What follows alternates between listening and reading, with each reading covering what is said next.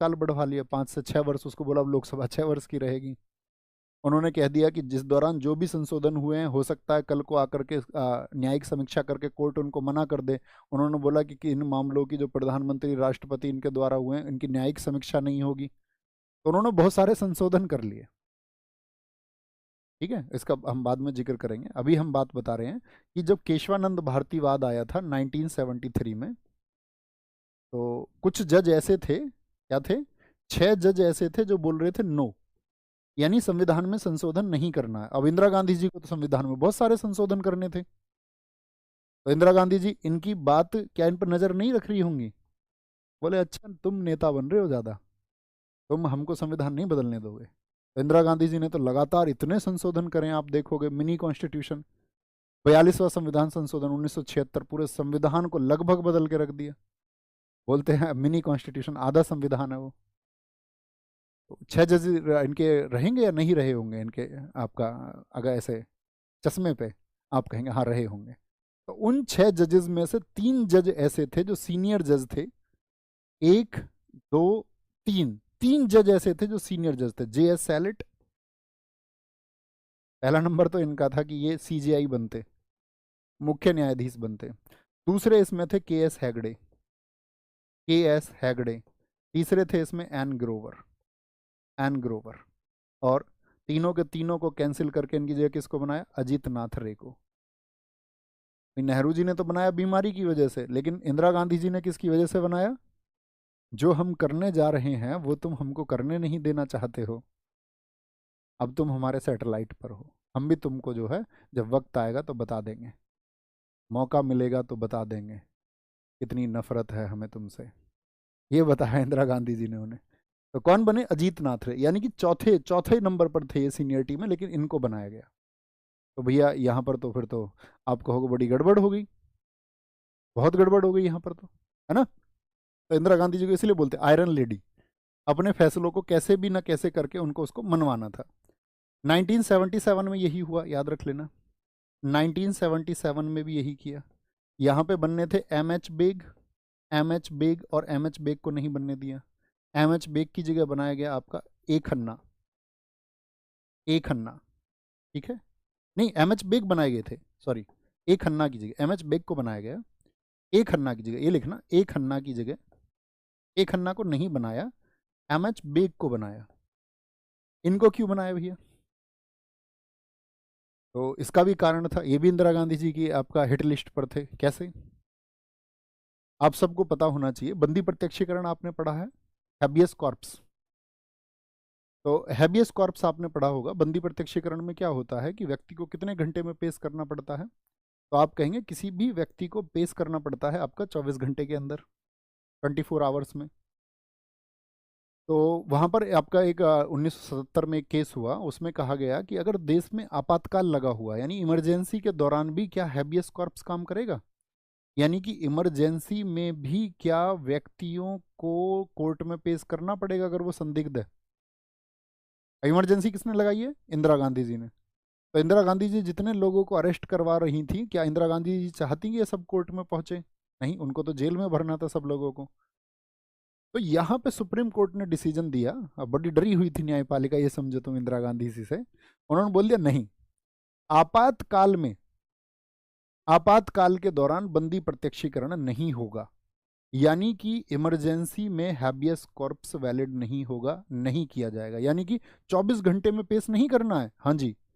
अब 24 घंटे में पेश नहीं करना तो उस व्यक्ति को मार दिया जाए, चाहे उसको जहां चाहे मरवा दो, आप उसको गोली लगवा दो उसको, क्योंकि पेश तो करना ही नहीं है।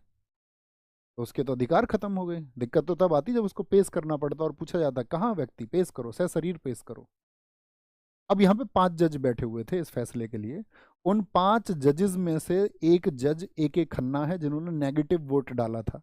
4 जजेस ने तो कह दिया था यस, बंदी प्रत्यक्षीकरण लागू नहीं होना चाहिए, किसी को मत लेके आओ, चाहे मार दो, गोली मार दो, कुछ भी कर दो। 4 जजेस ने तो ये बोल दिया कि नहीं, हैबियस कॉर्पस नहीं होगा, यानी 24 घंटे में पेश नहीं करना। एक जज ने कहा नहीं होना चाहिए, ईमानदारी है उनकी, उन्होंने कहा हाँ व्यक्ति को होना चाहिए। अब वो एक व्यक्ति कौन है? वो है ए खन्ना। तो ए खन्ना का नंबर आया, इंदिरा गांधी जी ने कहा ठीक है, तुमको भी देखूंगी मैं, देख रही हूँ मैं सबको, कौन क्या कर रहा है, मेरे डिसीजंस के खिलाफ कौन जा रहा है। तो फिर उनको भी चीफ जस्टिस ऑफ इंडिया नहीं दिया। तो ये न्यायपालिका का क्या गला घुटना नहीं है? आप बताइए मुझे। तो इसका मतलब तो क्या हो गया भाई, वो लोग सारे सही बात कर रहे हैं किसी भी चीज़ को लेकर के, अनएथिकल कोई बात नहीं है, एथिकल क्या, एथिकल बात कर रहे हैं, नैतिक बात कर रहे हैं, और उनका गला घोटा जा रहा है ना? बात समझ पा रहे हैं? तो ऐसे हुआ था। लेकिन अभी भी क्या है, जनरली सीजेआई सामान्यतः सबसे वरिष्ठ व्यक्ति होते हैं। सामान्यतः का मतलब है ज़्यादातर वही हुए हैं, कभी कभी नहीं हुए हैं, वो मैंने आपको स्थितियां बता दी हैं कि कब कब नहीं हुए हैं। इस बात में किसी को भी कोई दिक्कत, कोई परेशानी हो तो याद रख लेना। लेकिन फिर क्या हुआ, इसको याद रख लेना। जब मैंने बताया कॉलेजियम 1993 से आया, तो सीजीआई सामान्यतः सबसे वरिष्ठ होते हैं, और इस बात को याद रख लेना। इसको क्या बोल दिया मैंने, 1993 से अनिवार्य कर दिया गया। अब इसमें प्रधानमंत्री कुछ नहीं कर सकते, इंदिरा गांधी जी ने जो किया, तो 1993 से इसको अनिवार्य कर दिया गया। और इसको, इसके लिए केस है, उसको याद रख लेना, Supreme Court advocates on record. कौन सा केस था? Supreme Court, Supreme Court advocates on record, on record versus, versus Union of India, versus UOI 1993। और ये भारत में बहुत चर्चित है, जिसको बोलते हैं सेकंड जजेस केस। सेकंड जजेस केस भी इसको कहा जाता है। याद रखेंगे इस बात को। कॉलेजियम क्लियर है? और कॉलेजियम में आपका तो अब जब इसको इन्होंने बोल दिया 1993 में, सुप्रीम कोर्ट के बाद में कह दिया गया कि नहीं अनिवार्य होगा, तो अब तो फिर कौन कमज़ोर हो गया? तो अभी तक आपने देखा होगा यहाँ पर तो विधायिका इंदिरा गांधी जी बहुत मजबूत थी, लेकिन जैसे ही ये डिसीजन आया तो फिर से पावर किसके पास चली गई? तो आप इस टकराव को महसूस कर पा रहे हैं, न्यायपालिका और विधायिका के इस टकराव को, जो इन लोगों के बीच में आपका लेजिस्लेचर या फिर आपका जो जुडिशरी के बीच में कन्फ्रंटेशन है, उसको आप महसूस कर पा रहे हैं? उम्मीद करूंगा कर पा रहे होंगे। तो यहां तक की बात में आगे चलें। फिर आगे क्या आती है? अब आती है बीजेपी गवर्नमेंट। अब शक्ति किसके पास चली गई है? कॉलेजियम प्रणाली किसके पास में? कॉलेजियम प्रणाली पे किसका अधिकार है? तो वहां तो जुडिशरी बहुत मजबूत है। अब भाई साहब मोदी जी आ जाते हैं 2014 में, उनको भी खटकती है न्यायपालिका। वो कहते हैं यार सारी शक्तियां तो न्यायपालिका के हैं, तो कैसे, मतलब हमेशा विधायिका ये सोचती है न्यायपालिका अब शिकंजा कैसे जमाए, जबकि सोचना क्या चाहिए कि न्यायपालिका स्वतंत्र होकर देश के लिए बेहतर काम कैसे करे। तो यहाँ पे क्या होता है फिर, यहाँ पे आया एनजेएसी। एनजेएसी इसको बोलते हैं राष्ट्रीय न्यायिक नियुक्ति आयोग। इन्होंने कॉलेजियम प्रणाली को खत्म किया, ऐसे सॉरी ऐसे लिख सकते हैं, वर्ष था 2014, ठीक है। इसको लिख लेंगे 99th कॉन्स्टिट्यूशनल अमेंडमेंट 2014, 2004 था, सॉरी नहीं मैं थोड़ा कंफ्यूज हुआ। 99th अमेंडमेंट आपका 2014 तो नहीं हो सकता, कि 2004 ही होगा, हाँ सही है, 2004 ही होगा। तो मुझे मोदी जी से कंफ्यूज हुआ, मेरे दिमाग में 2014 की इमेज आई, नहीं मोदी जी नहीं है भैया, मोदी जी नहीं है ना। 2004 में किसकी गवर्नमेंट है आपको सोचना होगा। तो 2004 में गवर्नमेंट आ गई थी, बीजेपी गवर्नमेंट 2004 में ख़त्म हुई थी, और 2014 में आपका गवर्नमेंट आई थी, फिर 2004 सॉरी 2004 में गवर्नमेंट आई थी, 2014 तक फिर कांग्रेस की, मनमोहन सिंह जी लगातार 10 वर्ष के लिए प्रधानमंत्री रहे थे, है ना, 10 वर्ष के लिए प्रधानमंत्री रहे थे, ठीक है। और 2004 से लेकर के 2014 तक, हाँ नरेंद्र आपका कौन रहे थे, मनमोहन सिंह जी प्रधानमंत्री रहे, और 2014 में फिर मोदी जी आए, है ना, 2014 में फिर मोदी जी आए हैं, ठीक है, वी आर राइट, ठीक है। तो यहाँ पे लिखना 2014, 99th, इसमें मुझे कन्फ्यूजन हुआ, एक बाहरी कन्फ्यूजन हुआ। 99th कॉन्स्टिट्यूशनल अमेंडमेंट 2014 ही होगा। 2014 में, 14 में कॉलेजियम प्रणाली की जगह, कॉलेजियम एकदम से सही है, मोदी जी की बात है, कॉलेजियम प्रणाली की जगह, जगह राष्ट्रीय न्यायिक नियुक्ति आयोग, इसको मार्क करना भैया, राष्ट्रीय न्यायिक नियुक्ति आयोग, राष्ट्रीय न्यायिक नियुक्ति आयोग, एनजैक बोलते हैं इसको, एनजैक नियुक्ति आयोग आया, आयोग आया, और उनका कॉलेजियम से नहीं होगा, एनजैक से होगा, एनजैक से होगा। लिखना बाई 99th कॉन्स्टिट्यूशनल अमेंडमेंट, संवैधानिक कॉलेजियम सिस्टम में क्या कितने लोग थे टोटल, बताइए मुझे जरा फटाफट से। कॉलेजियम सिस्टम में कितने लोग थे मुझे बताएं एक बार। तो आप कहेंगे भैया कॉलेजियम सिस्टम जो था आपका, उसमें हमने बताया था कि एक चीफ जस्टिस ऑफ इंडिया थे और साथ में कितने थे, 4 अन्य लोग भी थे। 4 अन्य लोग भी तो थे। आप कहेंगे हाँ बिल्कुल थे 4 अन्य लोग। और उसमें से कितना उनका बहुमत चाहिए था, उनकी मेजोरिटी चाहिए, यानी कि मेजोरिटी 3 का और एक चीफ जस्टिस ऑफ इंडिया की सहमति तो चाहिए, यानी कि 5 में से कुल मिलाकर के 4 लोगों की सहमति चाहिए थी। और वो 4 कौन थे, जज थे, यानी कि पावर जुडिशरी के पास में थी। इन्होंने कहा नहीं, अब कॉलेजियम नहीं रहेगा और एन जैक आएगा। और एन जैक में इन्होंने बोल दिया जो एन जैक होगा, नेशनल जस्टिस अपॉइंटमेंट कमीशन, इसमें इन्होंने बोला इसमें 6 सदस्य होंगे। एन जैक में कितने होंगे, 6 सदस्य होंगे। और वो 6 सदस्य कैसे होंगे, तो उनके लिए कहा गया 6 सदस्य होंगे ऐसे। एक तो चीफ जस्टिस ऑफ इंडिया होंगे, एक तो कौन होंगे, चीफ जस्टिस ऑफ इंडिया होंगे। और साथ में कह दिया गया कि 2 जो होंगे इसमें, 2 होंगे आपका सीनियर जजेस होंगे, वरिष्ठ न्यायाधीश होंगे। वरिष्ठ न्यायाधीश होंगे। 2 क्या होंगे, सीनियर जज होंगे, सीनियर जजेस होंगे। और साथ में एक व्यक्ति वो होगा जो देश का कानून मंत्री है, यानी देखो विधायिका को एंटर करा दिया या नहीं करा दिया। एक विधि मंत्री होंगे, कौन होंगे, एक आपका जो लॉ मिनिस्टर होंगे, लॉ मिनिस्टर वो होंगे। ठीक है, पेज फंसेगा यहाँ पर। इन्होंने कह दिया कि 2 ऐसे व्यक्ति होंगे जो ख्याति लब्ध होंगे, यानी कि जो प्रसिद्ध व्यक्ति होंगे, ख्याति लब्ध, जो आपका इनको बोल सकते हैं सेलिब्रिटी, और ये फेमस पर्सन होंगे, ख्याति लब्ध होंगे। ठीक है, ये बात तो सही होगी। तो कितने बोल दिए इन्होंने, 6 लोग।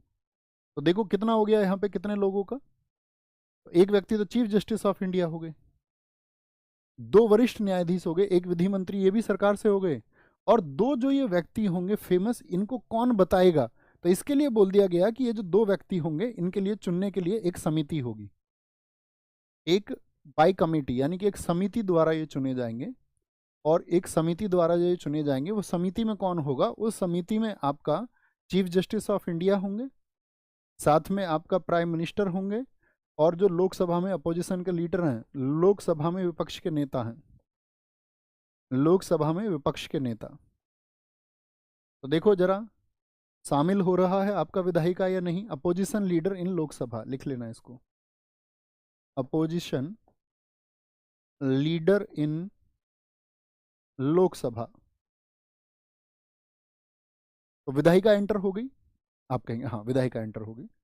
तो अब तो फिर से एक टकराव की स्थिति आ गई। अब न्यायपालिका इनसे टक्कर लेगी। न्यायपालिका ने कहा अच्छा तुम ये कर रहे हो, बार बार कुछ ना कुछ कर देते हो अपना इन्फ्लुएंस करने के लिए, चीज़ों को प्रभावित करने के लिए, तुम स्वतंत्र नहीं रहने दोगे। तो फिर क्या किया, 2015 में इस एनजैक को निरस्त किया। और देखो क्या डिसीजन सुनाया सुप्रीम कोर्ट ने, बड़े कमाल का डिसीजन सुनाया।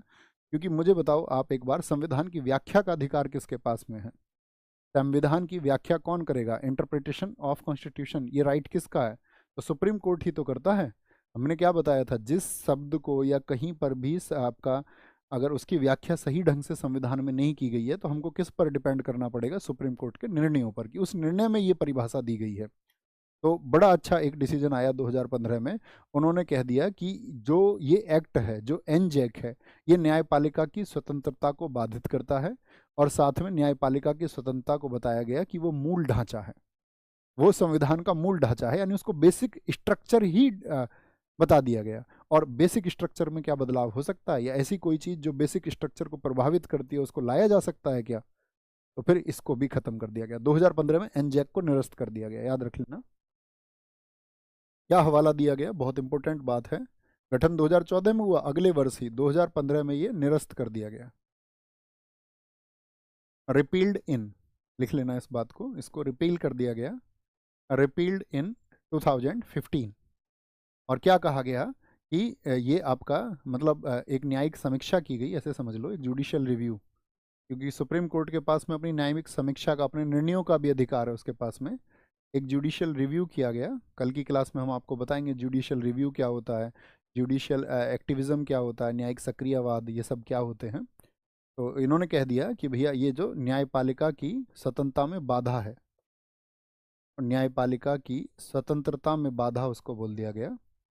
और न्यायपालिका की स्वतंत्रता में बाधा, यानी कि न्यायपालिका की स्वतंत्रता तो क्या है, भाई हमारे यहाँ पे कहा गया है, हमारे न्यायपालिका कैसी है, वो स्वतंत्र है। स्वतंत्र है यानी कि वो उसका